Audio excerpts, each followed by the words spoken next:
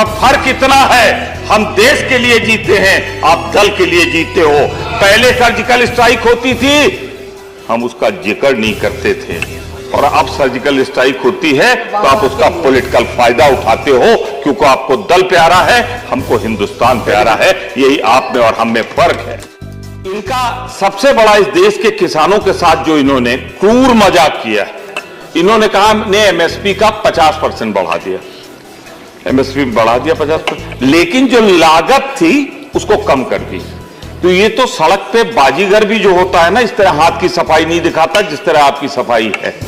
अरे ये क्या बात हुई, ड्योढ़ा किया, और ड्योढ़ा जिसका किया उसकी लागत पर कम कर दिया आपने कह दिया कि इसकी लागत कम आई, उसका ड्योढ़ा कर दिया। अगर यही सही था तो एक पैमाना है, आपके राज्य में किसान आत्महत्या क्यों कर रहा है, इसका जवाब चाहिए हमें। आपके राज्य में पलायन क्यों हो रहा है, इसका हमें जवाब चाहिए। और दूसरा एक अनुरोध है आपके माध्यम से कम अब तो गरीब के जेब पर, आम आदमी की जेब पर डाका डालना बंद करो। ये डीजल क्या है किसान को इनका मालूम नहीं, तो पूंजीपतियों की पार्टी है, इनको मालूम नहीं है। डीजल इस्तेमाल होता है सिंचाई में, डीजल इस्तेमाल होता है ट्रैक्टर में, डीजल इस्तेमाल होता है जब आप फसल को मड़ाई करते हो। तो सबसे ज्यादा डाका अगर आपको डाल रहे हो तो किसानों की जेब पर डाका डाल रहे हो। मैं सिर्फ एक बात कह के बात समाप्त करूंगा। मैं अपनी बात पे बल देते हुए कहना चाहता हूं, इस सरकार का डाइग्रेडेशन नहीं कहूंगा, मृत्यु पूर्व दिया गया बयान है सरकार। Please conclude.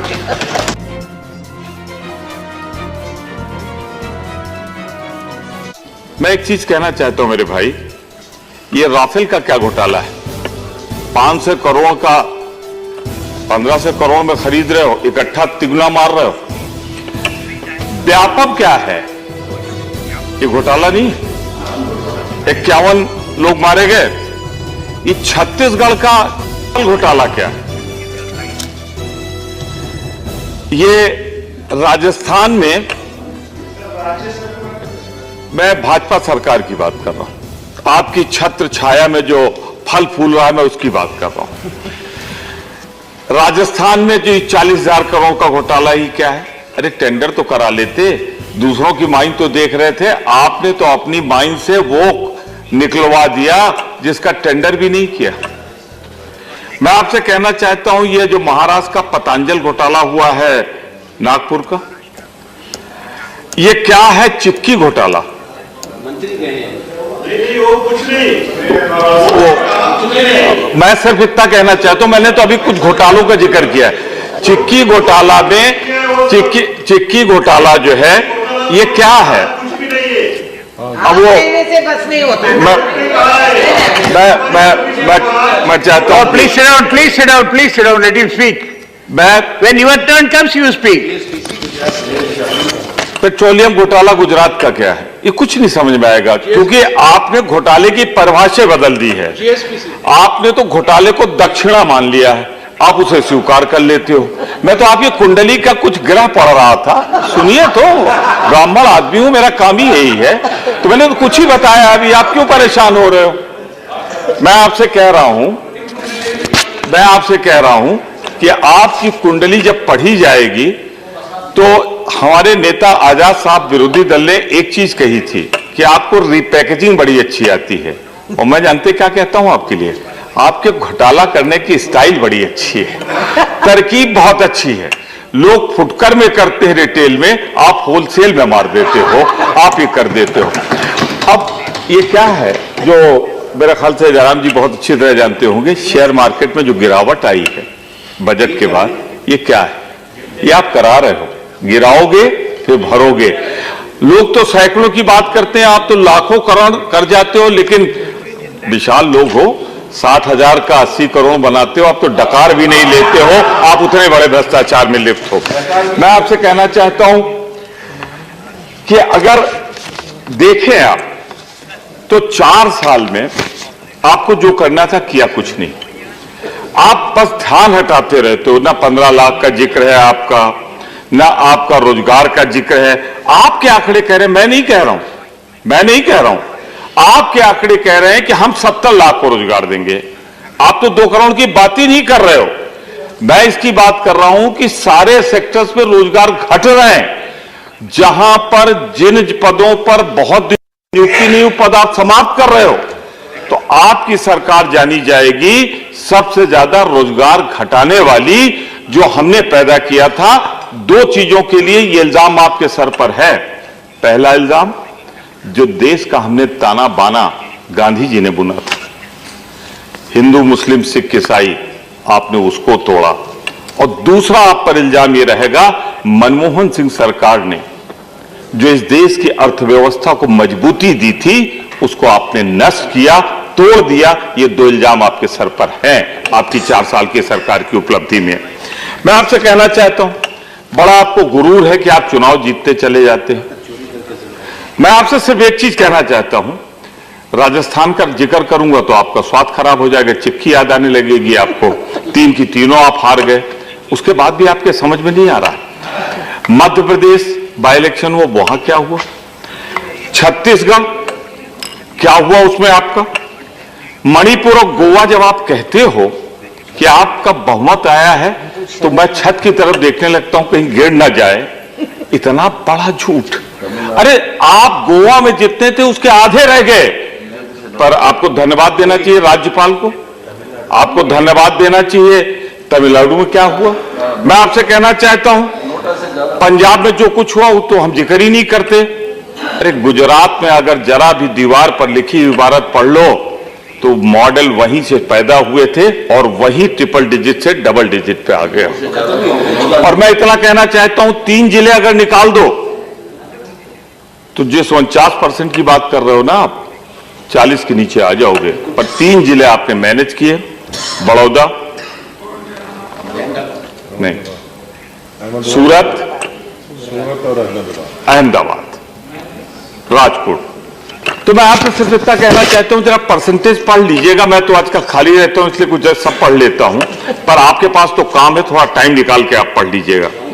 आप पर इल्जाम है कि मजबूत अर्थव्यवस्था जो दी थी हमने, आपने उसको कमजोर किया, देश के ताने बाने को तोड़ा, संवैधानिक और संवैधानिक संस्थाओं को कमजोर किया, भारत की प्रगति को रोका, देश को कमजोर किया, सरकार की विश्वसनीयता समाप्त की।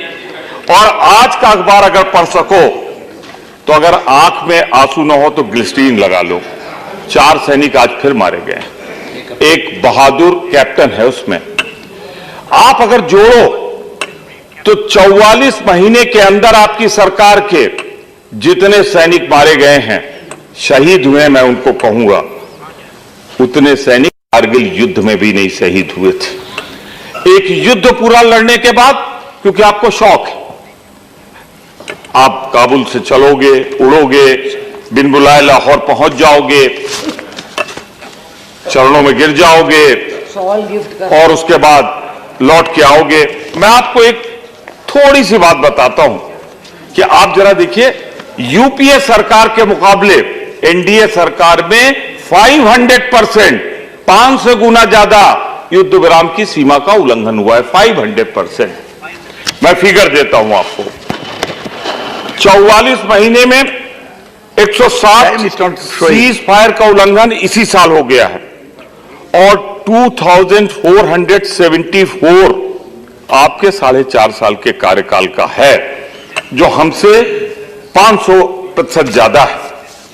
मैं आपसे एक चीज पूछना चाहता हूं, 340 पर्सनल हमारे जवान शहीद हुए अर्धसैनिक बल और सैनिक बल के, और 194 सिविलियंस मारे गए।